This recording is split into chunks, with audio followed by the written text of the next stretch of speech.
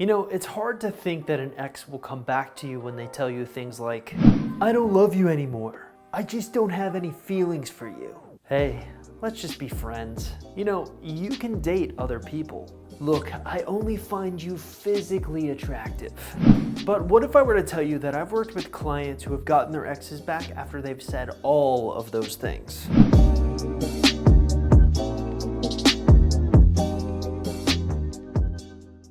Now, here's the cool part. Each of the exes who have come back after they've said these things have exhibited certain signs. And today, we're making this video so that we can show you what those signs are so that you can figure out when an ex can come back.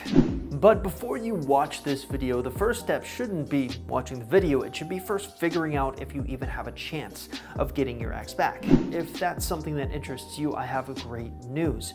On my website, www.exboyfriendrecovery.com, I've put together a special quiz designed to answer this exact question.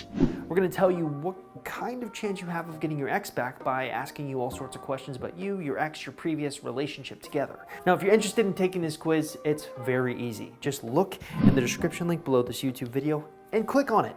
That's it. All right, let's get to business. Sign number 1. They say they want to be friends, but their actions tell a different story. One of the coolest parts about having a big audience is that you get a lot of success stories. One thing we can do is compile all of those success stories, and by asking questions of the people who got their exes back, we can learn certain patterns that exes develop when they're considering getting back with you. One of those patterns we found is the fact that words often aren't as important as actions. You know, it's odd, but one of the go-to phrases that exes seem to say is, hey, let's be friends. But if you constantly see that they're saying that, but their words aren't matching up with their actions, they're doing things that they wouldn't be doing with a friend, it means they're teetering on the edge of considering coming back to you. Sign number 2, they make some statement about your new boyfriend or girlfriend.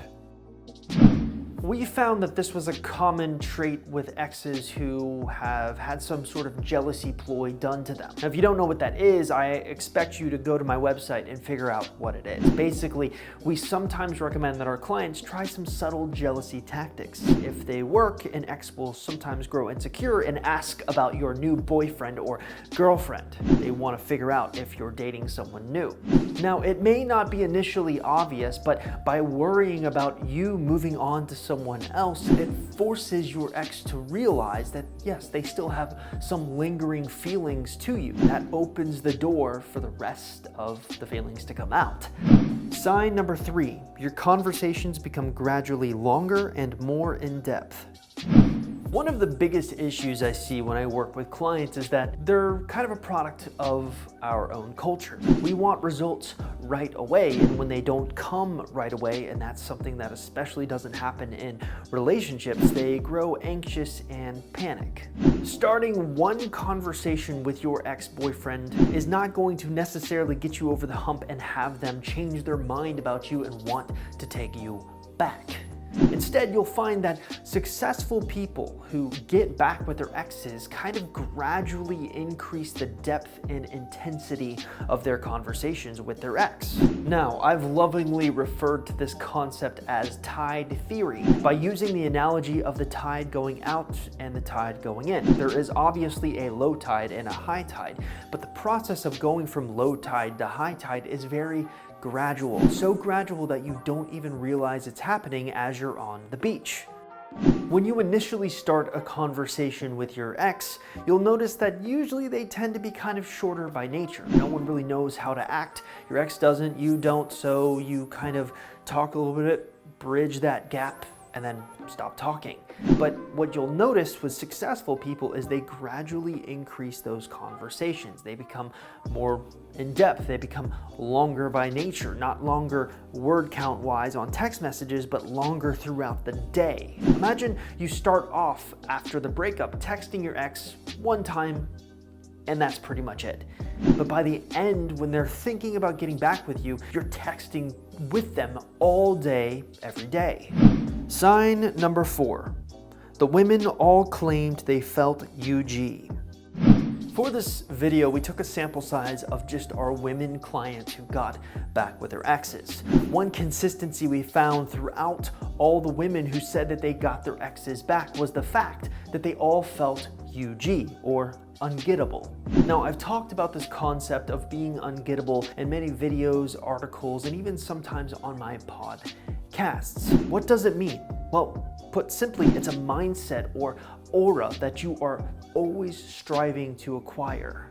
We found that men want what they can't have. They eternally chase this ideal woman that they just can never quite get.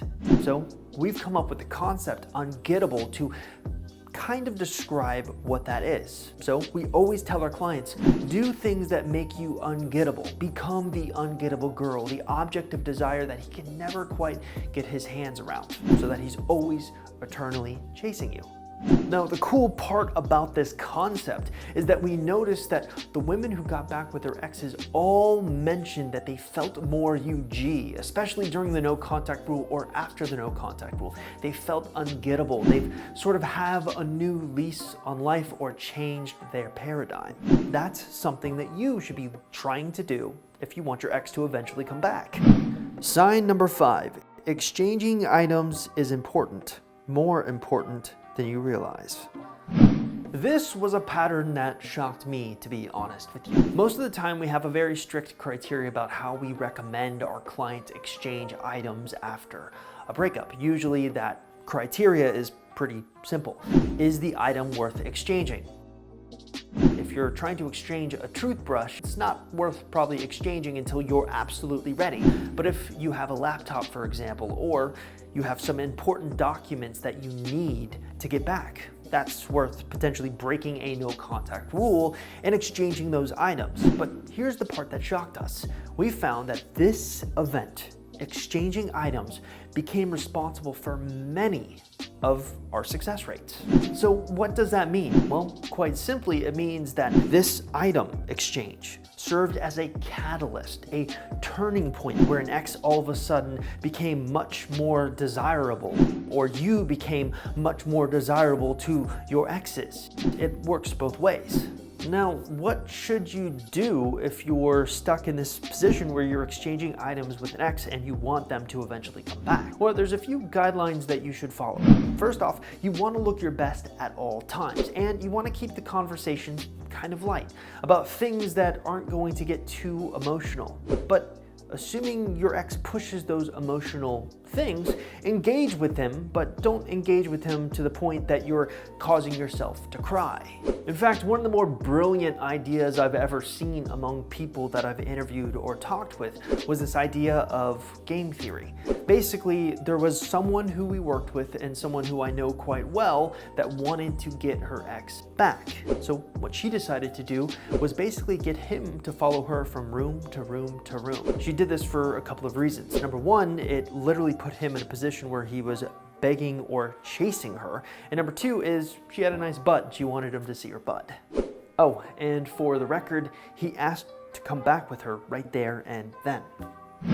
So that's gonna do it for the signs that your ex will eventually come back, but I wanna leave you on a couple of notes. Number one is, again, if you haven't already taken the Ex Recovery Chances quiz to figure out if you even have a chance in your particular circumstance, you should probably do that.